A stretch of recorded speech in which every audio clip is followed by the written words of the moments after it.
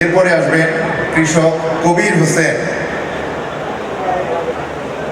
টাঙ্গাইল সদর উপজেলার তারটিয়া এলাকার বর্গাচাষী কবির হোসেন প্রধানমন্ত্রীর হাত থেকে কৃষক কার্ড গ্রহণ করার পরপরই তাকে ঘিরে এলাকায় শুরু হয়েছে আলোচনা সমালোচনার ঝড়। মঙ্গলবার শহীদ মারুফ স্টেডিয়ামে আয়োজিত অনুষ্ঠানে তিনি এই কার্ড গ্রহণ করেন। মৃত আবু সাইদ মিয়ার ছেলে কবির হোসেনের নিজস্ব জমি রয়েছে প্রায় 13%। পাশাপাশি তিনি দীর্ঘদিন ধরে অন্যের জমি বর্গা নিয়ে কৃষিকাজ করে আসছেন। স্থানীয়দের মতে তিনি এলাকায় একজন ক্ষুদ্র কৃষক হিসেবেই পরিচিত।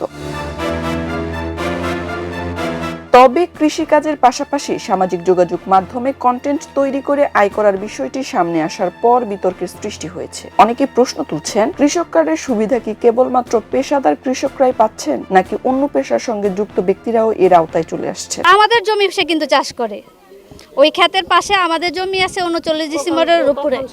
কখন সার লাগবে, কোন পোকা ধরলো, কি ধরলো, সবকিছু কিন্তু সেই দেখাশোনা করে। তাহলে আমার কথা হলো কি, তার কি শখ জাগতে পারে না? একজন কৃষক কি ভালো রেস পড়তে পারে না? অবশ্যই পড়তে পারে। প্রধানমন্ত্রী কবিরকে কৃষি কার্ড দিয়ে তার সঠিক কৃষক নির্বাচন করছে। উনি পাওয়ার যোগ্য কৃষি কার্ড, উনি পাওয়ার যোগ্য। একজন কৃষক তো স্বাবলম্বী হতে পারে, আর সুন্দর করে কথা গুছাই বলতে পারে। সে কৃষক বলে কি সুন্দর করে কথা বলার তার অধিকার নাই? অভিযোগ অস্বীকার করে কৃষক কবির হোসেন বলেন, আমার বিরুদ্ধে ষড়যন্ত্র করা হচ্ছে। আমি একজন কৃষক। আমার জীবনে আমি কোনো রাজনীতির সাথে জড়িত হইনি, এটা হলো সবচেয়ে বড় কথা। আর আমি একজন প্রান্তিক পর্যায়ে কৃষক।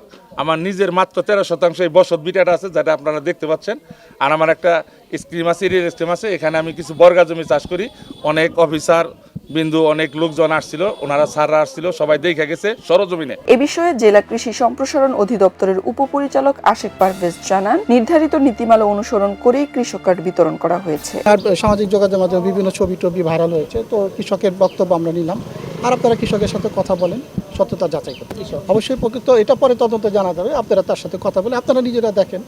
হ্যাঁ, আপনারা জানলে তো মিডিয়া আরো সব বাংলাদেশ আরো প্রকাশ হবে। ঠিক আছে। অন্যদিকে কৃষি সম্প্রসারণ অধিদপ্তরের মহাপরিচালক আব্দুর রহিম বলেন, আমরা সরেজমিনে পরিদর্শন করে দেখেছি তিনি প্রকৃতপক্ষে একজন কৃষক। তার বিরুদ্ধে আনা অভিযোগগুলো সঠিক নয়। কবির হোসেন আমাদের তালিকাভুক্ত একজন প্রান্তিক কৃষক, এবং সেখানে আমাদের যেটা আছে তার 14 শতক জমির কথা যেটা লেখা আছে, এবং তার এই বসত ভিটাই তার বাড়িঘর, এবং এখানেই তার কৃষিকাজ, যেটা আপনারাও দেখলেন, আমরাও দেখলাম। যেটা এখানে সবজির আবাদ করছে, ওখানে তার কাগজি লেবুর গাছ আছে, এই পাশে তার মুরগির ঘর আছে, ওইখানে একটা খড়ের পালা আছে।